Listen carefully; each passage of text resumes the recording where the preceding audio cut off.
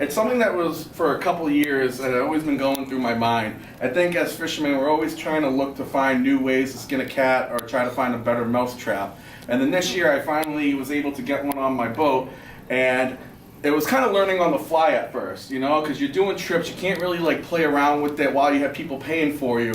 But to be honest with you, it's changed the way I fish a lot of the time. Is it something that you would use every single day? You know, there are times, yeah, this year for me it was. You know, like I couldn't even imagine what I would do. The possibilities were really endless, and the applications, if you think outside the box a little bit, and I really can't wait. I'm already thinking about new ways I'm going to use it this year going forward.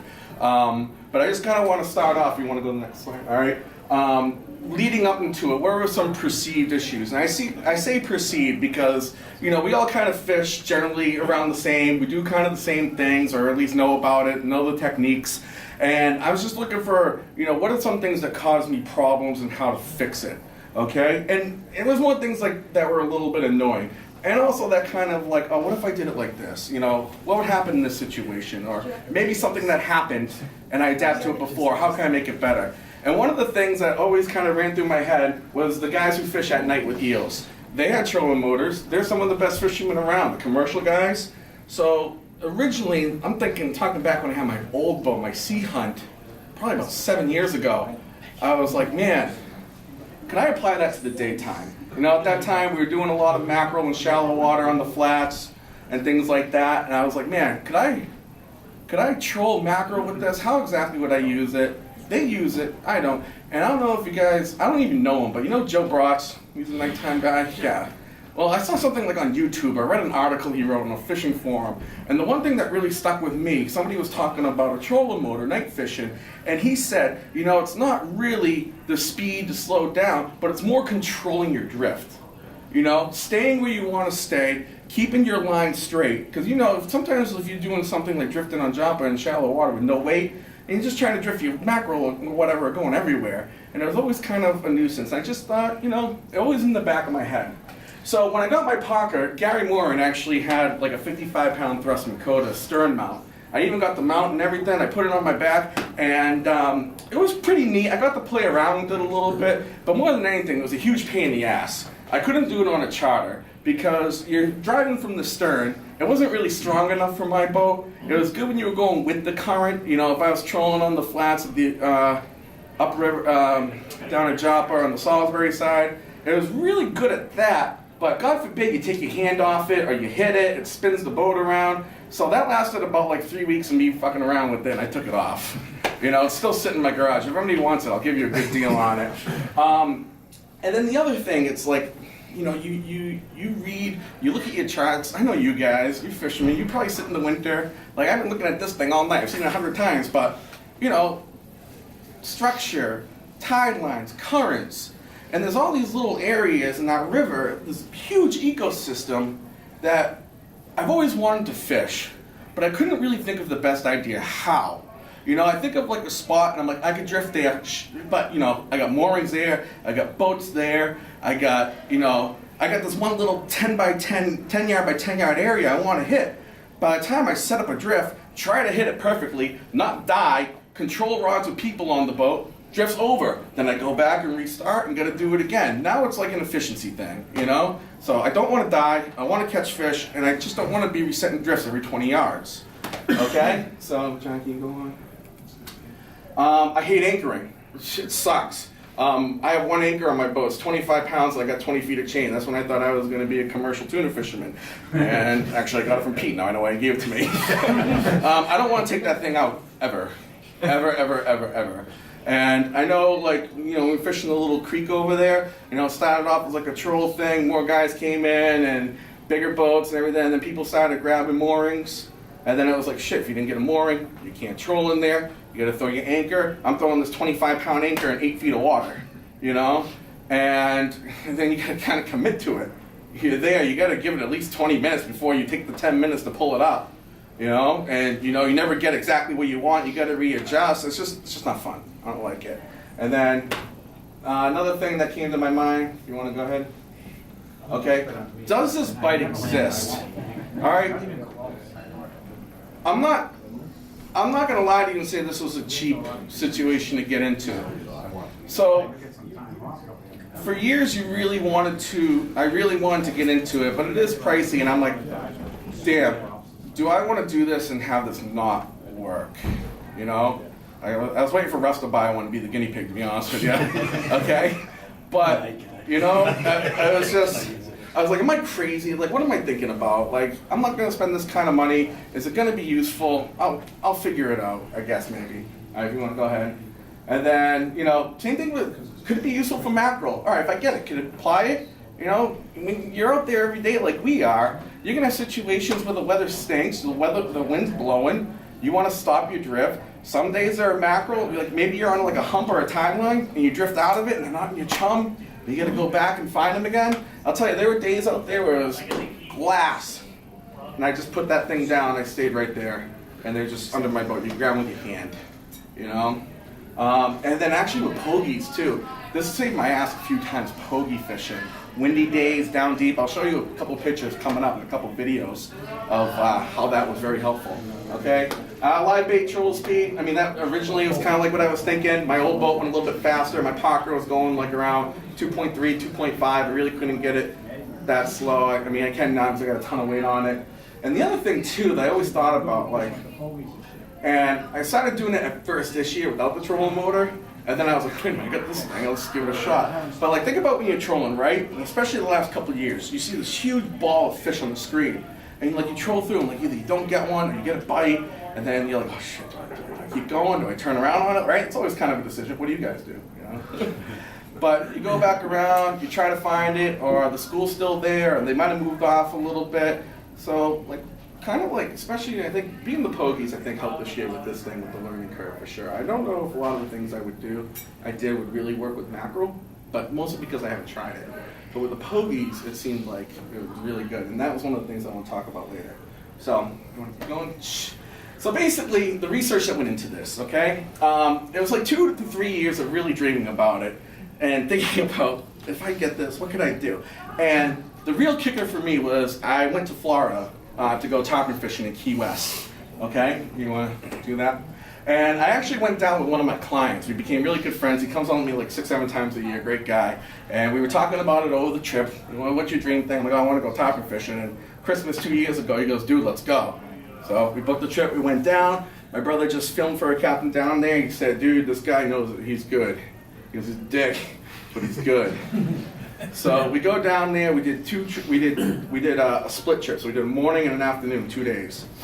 And as a charter captain, this guy was a little different than us, a little different program. I think my buddy was a little disappointed about just kind of like how it went. But as a fisherman, dude was unreal. He's won all kinds of redfish tournaments. He takes his boat to Louisiana. He's captain. It's him and his brother. He's on TV. Have you guys ever seen Chasing the Sun? It's a fishing show. That's him, Travis Holman. He's the host of that show. And actually, when we got there, it's the first thing he started talking about the whole way. I'm like, dude, we have a mutual friend. I know. Shut up. Actually, funny story about that. So we get out there the first morning. We were going to cast sluggos, right? Sluggos at the tarpon. And the guy on my boat goes, "Hey, Cap." This is the first thing he said. "Cap, do you mind switching this reel over to the other side?" And he just goes, "Why, you retarded?" And I was just dying. I'm like, "Yes." He goes, "No, I locked that motherfucker on." So I was just like, whoa. I thought that was funny. But the rest of it, but what he was doing, okay? And what he was doing, we were fishing flats and channels, like little channels, little inlets, and he was using his electronics, and he was driving by, he was using his side scan, he was fishing the edges, fishing points, seeing a tarpon, putting the trolling motor down, taking live mullet, just pitching them out, and just sitting and waiting, and you see those tarpon roll on it, and I swear to God, that's the first tarpon I caught. That one was actually on a sluggo. We were like on a flat where it all funneled in, and he just stayed right there, and we were just casting right on the edges. I think we jumped 6 in the first 40 minutes. Actually, in this picture, you don't see it because we edited it out, but my jig head fell off right there. So we didn't land them. But then later on, the afternoon trips, we did the live bait stuff. And I swear to God, like, after I saw this working, I just probably talked his ear off about, like, adapting it up here because it made sense to me. And he's like, dude, fish are fish. You know, fish are fish. They gotta eat, they gotta live, they gotta go places. So my head's spinning. I'm in the strip, like not even enjoying tarpon fishing, because I'm like, fuck, I want one, you know? So there was that. I go home, you get this? I go home and I was checking things out. Does anybody use this for striper fishing? Well, they do. Actually, I found a lot of places. Have you guys ever seen Team Old School on YouTube? They do a ton of striper fishing. Some of their older videos, they would do lake fishing. All right, and this was actually, I actually studied this before, which is kind of why I wanted them in the first place. They were freshwater striper fishing with little shads or whatever like this, and they were using planer boards and a trolling motor, going about a knot, and they were fishing like a 7-rod spread, kind of like outriggers would be, like tuna fishermen. And they just had all these baits. They had the boat all rigged up for this style of fishing, and it was just so cool. They were covering water. They were staying on their drift. They were just controlling it with the bow-mounted trolling motor. And I was just like, oh my god, I want to do this in the flats. But now there's 900 boats there, so I haven't done it yet. I'm not going to do it, I don't think. All right, and then those same guys kind of do it with eels in the Maryland Bay. Okay, keep going. And then last summer, I kind of got word that this was something that was starting to pick up in Connecticut and Rhode Island, that whole area. A lot of those guys down there, I mean, you guys heard the name Charlie Schutz? He's an older guy. He's been doing it forever. Him and this guy, Captain Mike Roy, who's a Minn Kota rep. What they've been doing the last few years, they've been kind of fishing a lot of rock piles, but they've been doing it with the trolling motor to hold them in areas, taking pogies, taking bait, and just pitching it. Just pitching it into the rocks, pitching it places, and letting the fish come to them.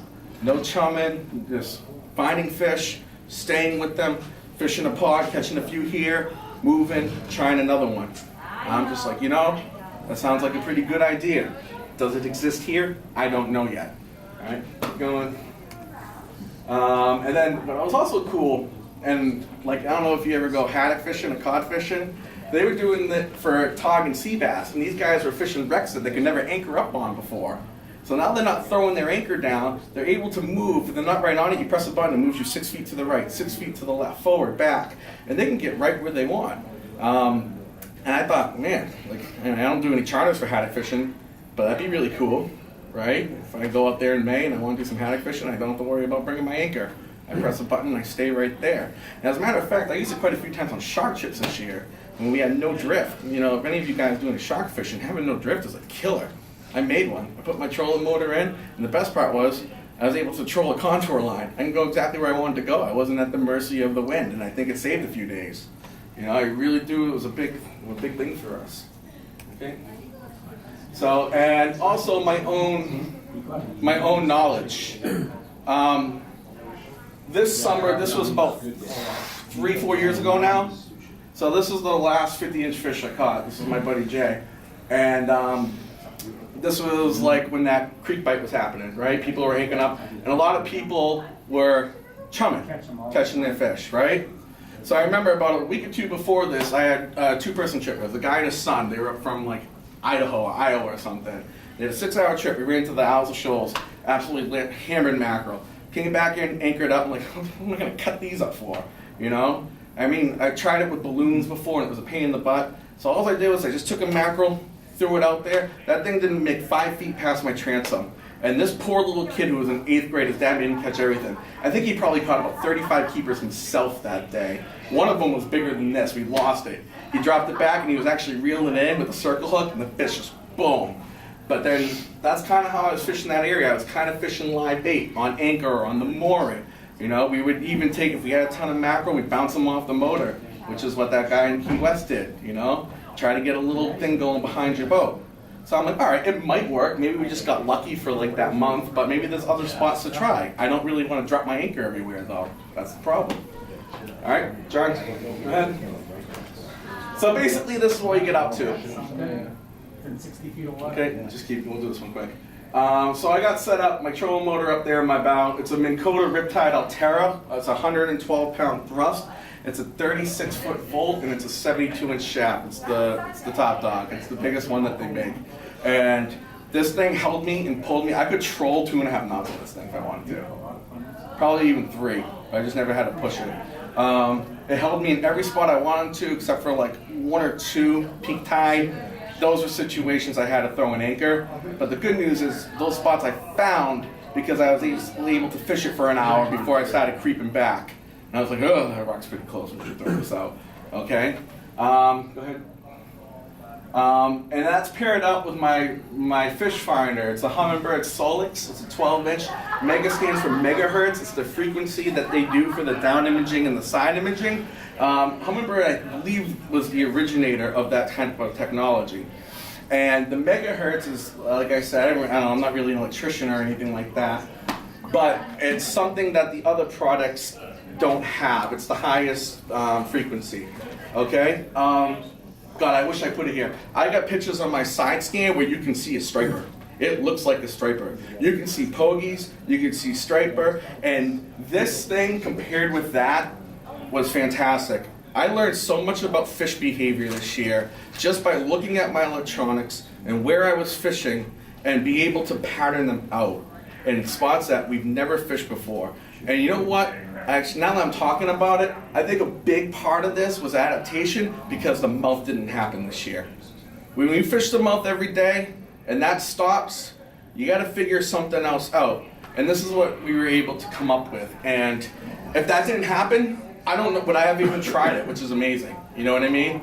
It was like almost like a perfect storm. Okay? So with that, I got a precision onboard 3-bank charger. Okay, it's an automatic charger. I come in at the end of the day, I plug it in, it charges it up overnight. It's good to go in the morning. Okay, I got a battery switch. That was the guy from Minn Kota came and installed it. And the switch is just kind of like an extra layer to protect it. Shut it off at the end of the day, turn it on. So it's just a single battery on-off switch. Quick release mount so I can pull it off. Honestly, it just lives there. Okay? The only time I take it off is if I want to tune the fish and I probably take it off. I got 3 interstate deep cycle batteries. Is one battery just for the trolling motor? 3 of them, all 3 of them for the trolling. It's a 36 volt. 36 volt. Yeah. So Did you put that's those one. in the console or? Yeah, I'll show you the picture. So here it is. Now you would think this thing gets in the way. It really didn't. I didn't have anybody banging into it. I didn't have anybody getting tangled up in it. Even if we weren't using it, if we were drifting like upriver or in the mouth or trolling and not using it, other than my first trip with it, we did have a little issue. But then it ended up I had a human malfunction that kind of had some issues. But keep going. Keep going more. And then there's inside my console. I'm lucky enough to have all the space in there. I don't know if you guys have seen, you get the same console. Yeah. So it does take up a little bit of room. If you go one more, this is the battery switch and the fuse, and there's the charger right there. I never have my porta potty in there, but I still got plenty of room. I usually fit about 5 to 6 milk crates in there full of tackle, so there's really not an issue for me. So I'm just gonna go in order. So bait fishing. The great thing is it's quick. If you see something you like and you want to stop, you press a button. Mine is an automatic deploy. You press a button either on the controller, for me on my fish finder, or you can even download an app on your phone.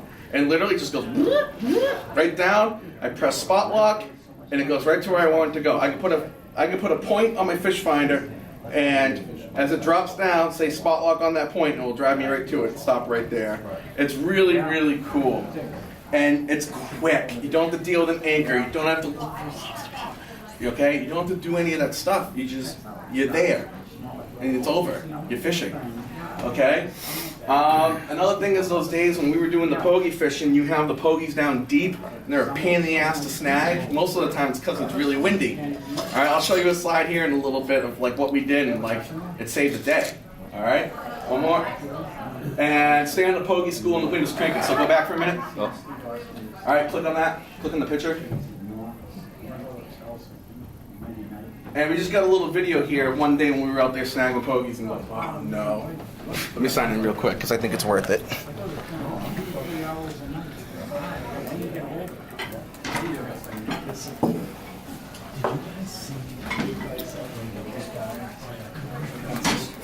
It'd be a good time to take a little break. We get all the meals out. Yeah. It's gonna be long. We're on soccer with you. Katie just got her sweater today. Facebook it came up. I just got my sweater. Yay. Oh, yeah. That was insane. Oh, really? I've never seen it. My cousin, my brother-in-law, worked out in the vineyard. I've seen that. It was 8 years ago. It's such a heavy cut huge pieces of it. It's like grinding it. So,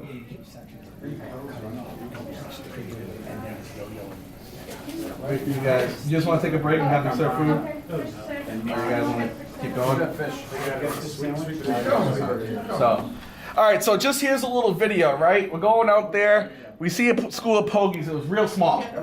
You know, we haven't seen them. This was kind of like at the beginning of the whole pogie. This is probably, I got the date somewhere, probably like around July 2nd, July 3rd in front of Plum Island when they were there, okay? Super windy day, a storm's coming in, we're blowing all over the place. You can barely see him. You can see him shimmering, but what was happening, we were drifting too fast. All right, we're drifting too fast. The guy's lines couldn't go down enough, and the boat's swinging around in circles. So I'm like, I got this thing. I put it down. We're anchored. I put everybody off of this side with the wind, okay, coming across this way. They could all cast, and they were casting into that school, and there you go. All right. So that day we were able to get just enough pogies to go back and catch. And I think we got like 13 or 14 keepers that day. Okay. Again, if I didn't have that, I would have spent more time snagging pogies. How early was that in the morning, Chris? Too early for you. You, right. you didn't even go to bed yet. I was just checking. Okay. Aren't you the cracking dude guy? This is actually 8 o'clock, I won't die. this is actually the first striper we caught on the boat using the trolling motor. All right. I work with this guy's wife, and that's his 6-year-old son. Never caught a striper before. We did a little schooly thing after school, and it was wind. It was blowing so hard. And as I'm coming out, I just see over by the American Yacht Club there. You know, there's like that little ridge, and it's really shallow. They got the pipe, and they got the dock boat there, the mooring tender. Again, a small area that if I'm drifting through with a kid, you're gonna get a cast. You gotta worry about him launching your props, spinning around. I was just like, got it. Might as well try it. And we just sat right there and probably caught about 20 schoolies with the kid. I could teach him how to cast. I could teach him how to take the fish off the hook. I could teach him, different, like, as much as you can with a little kid. But we just sit there, had a ball. I didn't have to worry about boats. I didn't have to worry about driving anything. It was awesome. It was just so relaxing. And that's the other thing this brings. It brings a different environment on the boat. You can really talk to people, get to know them, if that's your thing. Sometimes not, Yeah, I don't mind. But you're not doing this the whole time, Which at the end of the day, I felt so better after doing 2 trips a day. Like, I had energy when I got home because I wasn't getting the crap kicked down to me. I wasn't running around the deck like a madman. It was, you still were doing your work, but you didn't have to worry about the boat and what you were going to be at and what you were going to hit in, which I think is a huge plus as a charter captain. I thought it really brought a lot to the table in that regard. So spot hopping is one of the things that we did. And basically what it is you pick a structure, you go, you fish it, maybe a certain time of tide, certain time of day, you go, you fish it, see what's there. I really think with the pogies, with them being a big bait, something's there. A lot of times, a lot of fish were too small to eat it, and we played around with a lot of different rigs, all right? A lot of different rigs. And it seemed like when one worked, it worked for 3 days. We caught everything a bit, and then it stopped working. It was a piece of crap, and we had to figure it out again. So, if you want to play that, John, the biggest thing is for me, it was more time with lines in the water. All right, you go to your spot, you press this button, boom, lines are out. You're not resetting drifts. You're not saying, all right, guys, you got to get them down now, hurry up, you're going to miss it. And you got a guy on his phone, guy doing this. They hang out. They hang out, you do your thing, you show them what to do, they get the hang of it, and your lines are in the water immediately, and they're never out. Okay? That's the thing. I feel like we probably got about 25% more fishing time out of it. Alright? Good. You can check out multiple spots in a short span. So my idea of a spot really started to change. It started to get really specific. Maybe it's on this side of a point. Maybe it's in this part of a cove. Maybe it's on this side of a rock, that side of a rock. I will say one thing. We caught a striper in about 19 different places where I never caught a striper before this year. I counted it up the other day. There's 19 that I could think of where we caught at least one keeper striper. And I thought that was really cool. I thought it was really, really neat. And the other thing is too, if a place stinks for 15 minutes, you now have the quickness to pick up and go shoot 100 yards this way, 50 yards this way. And you wouldn't believe like how much these fish travel in groups when you really see it on the fish finder. And when you really get into them, it's about maximizing the bite that you have, okay? And the other thing is the whole time you are there, the whole time you are fishing the best spot. And you're fishing it 100% of the time. You're not drifting over and getting a 30-second window and then having to reel up and reset and drifting again. And then, oh, you get hung up, or you get lines tangled, you miss it. 100% of the time you are fishing. If you like where you are, your lines are in the water, and you are in exactly where you want to be the whole time. Okay? Next. And like I said earlier, it's just a little bit more relaxed atmosphere. You know, you don't have to worry about other boats, you don't have to worry about other people, all that kind of stuff. Waves going everywhere, or maybe a few places. Yeah. But, so these guys were actually the benefits of the first people that I had to do this with. These guys come out with me about 5 times a year. They're from Virginia. And we had a 6-hour day. It was a little slow in the morning. I'm like, "Sheesh, you know, I got this. I'm gonna try it." And I think that day we spot hopped in about 4 different spots. And on the 4th one, we sat there for the next 3.5 hours. And like I think we caught like 15 commercial keepers that day. That we landed. We probably lost half of it because I wasn't really prepared tackle-wise. If you click the picture, this is a different day. That wasn't that day. This is a different day. Like a week or 2 later, they came back, and this is us fishing on Joppa with it. You want to make it bigger? That's what she said. I shouldn't have to ask you, John. So here we are. I'm just talking some mumbo jumbo. Windy day coming out of the northeast. We're sitting there with pogies. We're on our second fish. We've been there 4 minutes. Literally 4 minutes since I put a line out. That's our second fish. Is that the day me and Scott were drifting by doing nothing? No, you guys took about a week to figure that out. No, and that's the other thing too. Like I was just seeing boats drive by, and you know, I think I just asked him, like, what do you think of the trolling motor? This is the 3rd trip he's been on with it, and he's done everything that we've done. He's done the trolling, the mouth up rip, he's done everything, and he loved it. And actually, it was nice with him. He actually got this rare disease where his muscles aren't really working, and he didn't tell me until the day of our first trip. I'm like, oh, well, lucky for you, we'll figure this out because we can't get out of the mouth of the river, you know? And so when you have to accommodate for things like that, it also makes that aspect really, really nice. All right, so if you want to click one more time off of it. All right. Again, these people come to me every year. This was, I believe, the date, like probably about a week after that. Different tide, different situation. Okay, you want to click on the picture?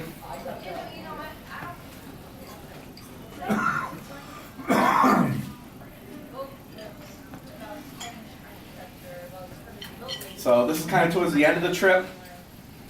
All right, I was just driving around. I marked a pot of fish in like a place like there's nothing really there. I marked them. We had lines out. We caught 7 or 8 more fish here. We were already kind of living out in the morning, I believe. And in the morning, we were fishing in front of Cashman's ramp. We drive by. We just marked a ton of fish. I hit bait. We stopped it, and I think we caught a limit there. And I think we had to go out and get more bait and come back.